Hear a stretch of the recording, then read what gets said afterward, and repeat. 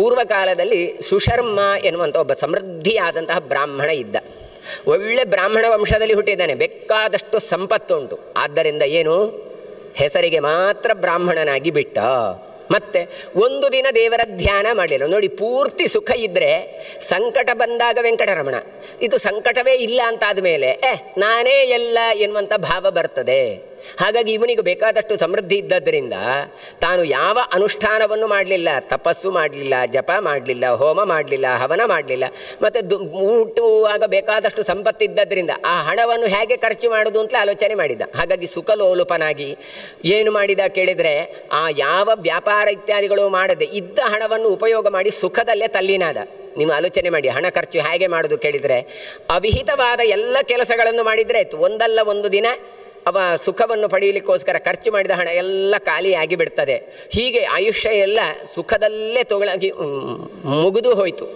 ಒಂದು ದಿನ ಕಾಡಿನಲ್ಲಿ ಹೋಗ್ತಾ ಇದ್ದಾನೆ. ಕಾಡಿನಲ್ಲಿ ಹೋದರೆ ಒಂದು ಹಾವು ಏನು ಮಾಡಿದೆ ಕೇಳಿದರೆ ಇವನ ಕಾಲನ್ನು ಕಚ್ಚಿದೆ. ಹಾಗಾಗಿ ಅಲ್ಲಿಯೇ ತಾನು ಸತ್ತು ಹೋಗಿದ್ದಾನೆ. ಸತ್ತು ಹೋದರೆ ಇವನಿಗೆ ವಿಚಿತ್ರವಾದಂಥ ಘೋರ ಯಾತನೆಗಳನ್ನು ನರಕದಲ್ಲಿ ತಾನು ಅನುಭವಿಸ್ತಾನೆ ಅಂತ ಕೊಡ್ತಾರೆ. ಒಂದಿಷ್ಟು ನರಕದ ವರ್ಣನೆಗಳನ್ನು ಪದ್ಮಪುರಾಣ ಕೊಡ್ತದೆ. ಇವತ್ತು ನಮಗೆ ಗರುಡ ಪುರಾಣದಲ್ಲಿ ಮಾತ್ರ ಈ ರೀತಿಯಾದದ್ದು ಅಂತ ನಮ್ಮ ಕಲ್ಪನೆ ಬರ್ತದೆ. ಇಲ್ಲ, ಆ ನರಕದ ವರ್ಣನೆಯನ್ನು ಮುಂದೆ ಮಾಘ ಮಾಸದ ವರ್ಣನೆಯನ್ನು ಹೇಳಬೇಕಾದರೂ ಕೂಡ ಕೊಡ್ತಾರೆ. ಅಲ್ಲಿ ಹೇಳ್ತಾರೆ, ಸೀದಂದೆ ಸರ್ವಗಾತ್ರಾಣಿ ಹೃದಯ ಭೀತಿ ಪ್ರವರ್ತತೆ ಅಂತ. ನರಕದ ಯಾತನೆಯನ್ನು ಕೇಳಿದರೆ ಸಾಕು, ನಮಗೆ ಏನಾಗ್ತದೆ, ಮೈಯೆಲ್ಲ ನಡಗುತ್ತೆ ಅಂತ. ನೀವು ಶಿಕ್ಷೆ ಅನುಭವಿಸಬೇಕು ಅಂದ್ರೆ ಅದನ್ನು ಕೇಳಿದ್ರೇ ಮೈ ಜುಮ್ಮ ಅಂತ ಆಗುತ್ತೆ. ಕೇಳಿದರೆ ಯಾತನಾ ನರಕ ಘೋರ ಪಾಪಿನಶ್ಚೈವ ಅಂತ. ಯಾತನೆ ಎನ್ನುವಂಥದ್ದು ಘೋರವಾದಂಥದ್ದು ಅಂತ. ಅದಕ್ಕೆಲ್ಲ ಪ್ರಶ್ನೆಗಳನ್ನು ಕೇಳ್ತಾರೆ. ದೇಶೇಸ್ಮಿನ್ ಭಾರತೆ ಪುಣ್ಯೇ ಜನ್ಮಲಬ್ಧಂ ಸುದುರ್ಲಭಂ ಅತ್ರ ಜನ್ಮ ಸಹಸ್ರಾಣಂ ಸಹಸ್ರೈರಪಿ ಅಂತ. ಇಲ್ಲಿ ಸಂದರ್ಭವಶಾತ್ ಬೇರೆ ಕಡೆ ಬಂದದ್ದನ್ನು ಇಲ್ಲೇ ಸೇರಿಸಿಕೊಂಡು ಹೇಳ್ತಾ ಇದ್ದೇನೆ. ಈ ಭಾರತ ದೇಶ ಎಷ್ಟು ಮಹತ್ವ ಅಂತ ಇಲ್ಲಿ ಹೇಳ್ತಾ ಇದ್ದಾರೆ. ಯಾರು ಇದು ಹೇಳೋದು ಕೇಳಿದರೆ, ನರಕಕ್ಕೋದಂತಹ ಜೀವಿಗಳು ಹೇಳ್ತಾ ಇದ್ದಾರೆ. ಅತ್ರ ಜನ್ಮ ಸಹಸ್ರಾಣಂ, ಸಾವಿರ ಸಾವಿರ ಜನ್ಮವನ್ನು ನೀವು ಪಡೆದುದ್ರೆ ಅಂತಾದರೆ ಭೂಮಿಯಲ್ಲಿ ಎಲ್ಲಿ ಪಡಿಬೇಕು ಕೇಳಿದರೆ ಭಾರತದಲ್ಲಿ ಹುಟ್ಟುಕೊಳ್ಬೇಕು ಅಂತ ಹೇಳ್ತಾರೆ.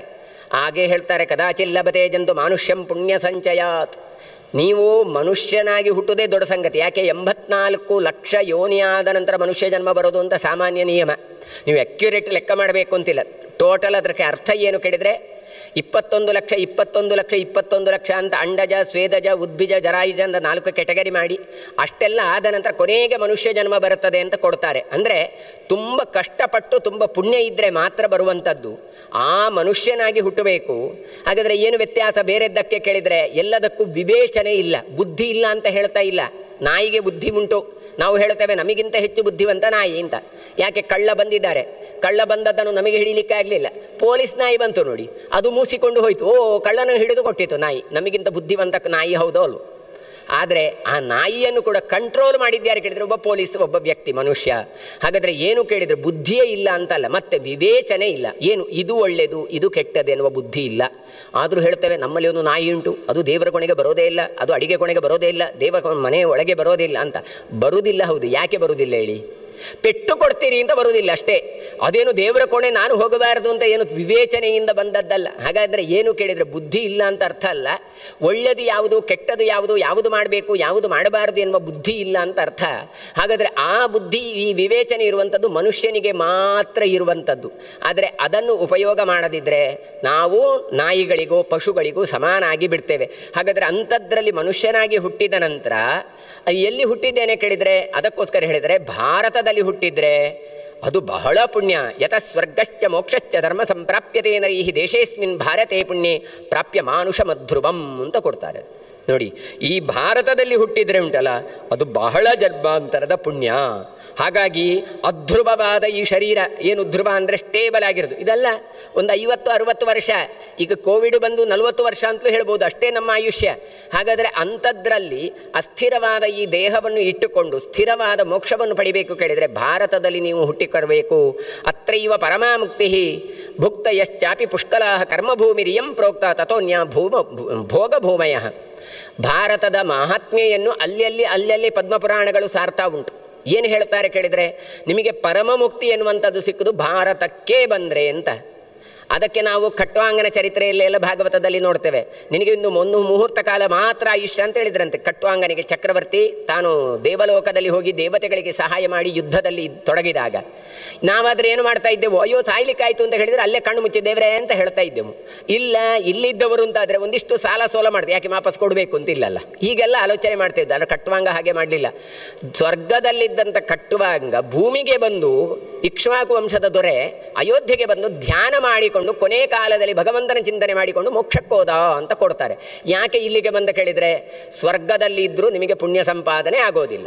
ಇಲ್ಲಿ ಮಾಡಿದ ಪುಣ್ಯವನ್ನು ಅಲ್ಲಿ ಖರ್ಚು ಮಾಡಬಹುದು, ಆದರೆ ಪುಣ್ಯ ಸಂಪಾದನೆ ಮಾಡಬೇಕೋ ಅದಕ್ಕೆ ಭಾರತ ಭೂಮಿ ಭಾಗ್ಯ ಅಂತ ಕರ್ಮ ಭೂಮಿ ರಿಯಂ ಪ್ರೋಕ್ತ. ಹಾಗಾಗಿ ಭೂಮಿಯಲ್ಲಿ ಅದು ಕೂಡ ಕರ್ಮಭೂಮಿಯಾದಂಥ ಭಾರತದಲ್ಲಿಯೇ ಇರುವಂಥದ್ದು. ಹಾಗಿದ್ರೆ ಬೇರೆ ಭೂಮಿ ಇಲ್ವಾ ಅಂತ ಕೇಳಿದರೆ, ಭೋಗ ಭೂಮಯ, ನೀವು ಸಂಪಾದನೆ ಮಾಡಿದ ಪುಣ್ಯವನ್ನು ಇತರ ಜಾಗದಲ್ಲಿ ಹೋಗಿ ಖರ್ಚು ಮಾಡಬಹುದೇ ಬಿಟ್ಟರೆ ಸಂಪಾದನೆ ಮಾಡಬೇಕಾದ್ರೆ ಅದಕ್ಕೆ ನಿಮಗೆ ಇಲ್ಲಿಯೇ ಬರಬೇಕು. ಹಾಗಾಗಿ ಭಾರತ ಭೂಮಿಗೆ ಎಷ್ಟು ಮಹತ್ವ ಉಂಟು ಅಂತ ಹೇಳ್ತಾರೆ. ಲಭಂತೇತ್ರ ತಪಃಕೃತ್ವ ನರಃ ಕರ್ಮಾನುರೂಪತಃ ಸರ್ವೇಷಾಮೇವ ದೇಶಾಂ ಅಯಂ ದೇಶ ಪರಸ್ಪೃತಃ. ನೋಡಿ, ಅತ್ಯಂತ ಶ್ರೇಷ್ಠವಾದ ದೇಶ ಭಾರತ ಅಂತ ಹೇಳ್ತಾ ಇದ್ದಾರೆ. ಯಾಕೆ? ನೀವು ತಪಸ್ಸು ಮಾಡಿ ಪಡ್ಕೊಂಡು ಬರಬೇಕು ಇದನ್ನು ಅಂತ ಹೇಳ್ತಾರೆ. ಹಾಗೇ ಸಿಕ್ಕೋದಿಲ್ಲ. ಹಾಗಾದರೆ ಯಾರೆಲ್ಲ ಭಾರತದಲ್ಲಿ ಹುಟ್ಟಿಕೊಂಡಿದ್ದೀರಿ ನೀವೆಲ್ಲ ಪುಣ್ಯಜೀವಿಗಳು ಅಂತ ಹೇಳ್ತಾರೆ. ಅಲ್ಲಿ ಹೇಳಬೇಕಾದ್ರೆ ಮಾಘ ಮಾಸದ ಮಹಿಮೆಯಲ್ಲಿ ಈ ಚರಿತ್ರೆಗಳು ಬರ್ತದೆ ಮುಂದೆಗೆ. ಏನು ಹೇಳ್ತಾರೆ? ಅತ್ರೈವ ಮಾಘಸ್ಥಾನಂಚ ಧನ್ಯ ಕುರುವಂತೆ ಕೇಚನ ಬ್ರಹ್ಮತ್ವಂ ಅಮರೇಶತ್ವಂ ದೇವತಂ ಮಾರುತಂ ತಥಾ ಅಂತ. ಇಲ್ಲಿ ನೀವು ಮಾಘ ಮಾಸ, ಕಾರ್ತಿಕ ಮಾಸ ಇದೆಲ್ಲ ಮಾಸಗಳು ಬರ್ತವೆ. ಆ ಮಾಸದಲ್ಲಿ ಎಲ್ಲ ನೀವು ಸ್ನಾನ ಮಾಡಿ, ತಪಸ್ಸು ಮಾಡಿ, ಹೋಮ ಮಾಡಿ ಪರಲೋಕಕ್ಕೆ ಏನೆಲ್ಲ ಬೇಕೋ ಅದೆಲ್ಲವನ್ನು ಪಡ್ಕೊಳ್ಬೋದು. ನೋಡಿ, ವಿದೇಶದಲ್ಲಿ ಸ್ನಾನ ಮಾಡ್ತಾರೆ. ಯಾಕೆ ಹೇಳಿದರೆ ಕ್ಲೀನ್ ಆಗಿರಬೇಕು, ಅದು ಗಲೀಜು ಬೇವರಿಗೆಲ್ಲ ಮೈ ಅಂಟಾಗುತ್ತೆ ಅಂತ ಸ್ನಾನ ಮಾಡ್ತಾರೆ. ಆದರೆ ನಾವು ಏನು ಹೇಳ್ತೇವೆ? ಸ್ನಾನ ಮಾಡಿದರೆ ಪಾಪ ಪರಿಹಾರ ಆಗತ್ತೆ ಹೇಳ್ತೇವೆ. ಸ್ನಾನ ಮಾಡಿದ್ದಕ್ಕೆ ಒಂದು ಪುಣ್ಯ ಉಂಟು. ಪುಣ್ಯಕ್ಕೋಸ್ಕರ ಸ್ನಾನ ಮಾಡೋದು ಬೇರೆ, ಸ್ನಾನ ಮಾಡಿದ್ದಕ್ಕೆ ಒಂದು ಪುಣ್ಯ ಉಂಟು. ಸಂಕಲ್ಪ ಮಾಡಿ ಆ ದೇವರ ತೀರ್ಥ ಪ್ರೋಕ್ಷಣೆ ಮಾಡಿದರೆ ಸಾಕು. ಮಾಘ ಸ್ನಾನದಲ್ಲಿ ಎಲ್ಲ ಮಾಡಿತು ಕೇಳಿದರೆ ನಮ್ಮೆಲ್ಲ ಜನ್ಮಾಂತರದ ಪಾಪ ಪರಿಹಾರ ಆಗತ್ತೆ ಅಂತ ಕೊಡ್ತಾರೆ.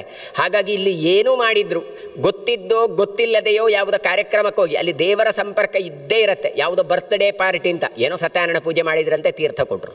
ಅದೇ ವಿದೇಶದಲ್ಲಿ ಹೋದರೆ ಯಾವುದೋ ಹೋಟೆಲ್ನಲ್ಲಿ ಪಾರ್ಟಿ ಆಯಿತು, ಯಾವ ದೇವರ ಸಮರ್ಪಣೆಯೂ ಇಲ್ಲ, ತೀರ್ಥವೂ ಬರೋದಿಲ್ಲ. ಮಾತ್ರ ಅಲ್ಲ, ದೇವತಾ ಚಿಂತನೆ ಅದಕ್ಕಿಂತ ಮೊದಲೇ ಇರೋದಿಲ್ಲ. ಆದರೆ ಇಲ್ಲಿ ಹಾಗಲ್ಲ, ಕರ್ಮಭೂಮಿ ಇದು.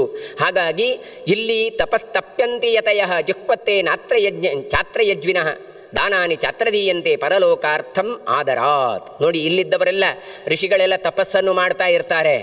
ಮಾತ್ರ ಅಲ್ಲ, ಯಜ್ಞ ಮಾಡುವವರೆಲ್ಲ ಹೋಮಗಳನ್ನು ಮಾಡ್ತಾ ಇರ್ತಾರೆ. ದಾನಾನಿ ಛತ್ರದೀಯಂತೆ, ಇಲ್ಲಿ ಕೊಟ್ಟದ್ದು ಉಂಟಲ್ಲ ಅದೆಲ್ಲ ಬಹಳ ವಿಶಿಷ್ಟವಾದಂಥ ಫಲವನ್ನು ತಂದು ಕೊಡ್ತದೆ. ಹಾಗಾದರೆ ಅಲ್ಲೆಲ್ಲ ಮಾಡಬಾರ್ದು ಅಂತಲ್ಲ, ಎಲ್ಲ ಇರ್ತದೆ.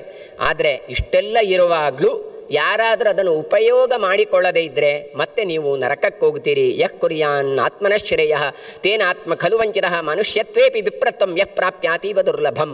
ಅದರಲ್ಲಿ ಮನುಷ್ಯನಾಗಿ ಬರೋದೇ ದೊಡ್ಡ ಸಂಗತಿ, ಅದರಲ್ಲಿ ಮತ್ತೆ ವಿಪ್ರನಾಗಿ ಬರೋದು ಮತ್ತೊಂದಷ್ಟು ದೊಡ್ಡ ಸಂಗತಿ. ಅದಿರುವಾಗಲೂ ಕೂಡ ಯಾರಾದರೂ ಮಾಡದೇ ಇದ್ದರೆ ಅವನು ಜೀವನವನ್ನು ವ್ಯರ್ಥ ಮಟ್ಟ ಹಾಗೆ.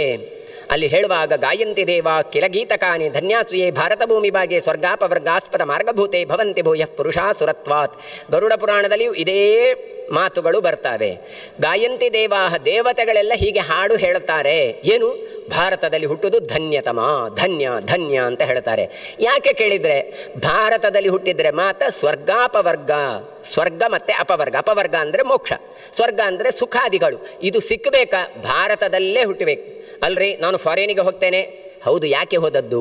ಮೋಕ್ಷಕ್ಕೋಸ್ಕರವ? ಪುಣ್ಯ ಸಂಪಾದನೆಗೆ ಅಲ್ಲಪ್ಪ, ಹಣ ಮಾಡಲಿಕ್ಕೆ. ನಾವು ಹೇಳುತ್ತಾ ಇರೋದು ಯಾವುದಕ್ಕೆ?